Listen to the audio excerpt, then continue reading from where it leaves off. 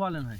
ইয়ে সামনে কি যাচ্ছে কেটে কি ব্যাপারে কি ভাই এই বিল দিয়ে আসছিলাম, হ্যাঁ এখন এই মনে করেন কসম আসছিল, কসমের পিঠে আপনার এই বাড়িটা ভেসে আসছিল। তা আমার এই মা বাপের জন্মদিন পালন করতে পারিনি, আমার ভাই ভগ্যরা আমারও তো জন্মদিন পালন করতে পারিনি, নিজেও কোনোদিন করতে পারিনি।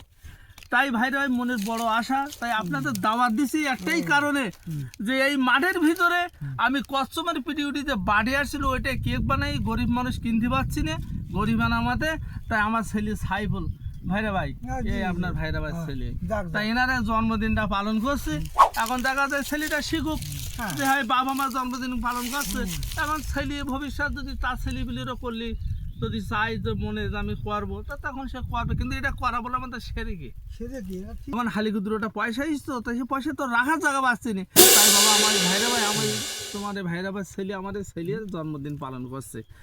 Happy birthday to you, happy birthday to you.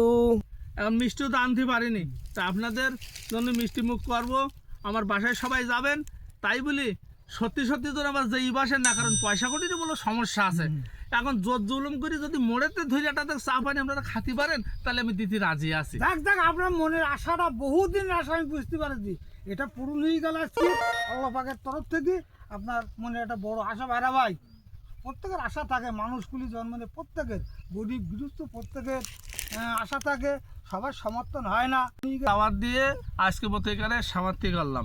আসসালামু আলাইকুম।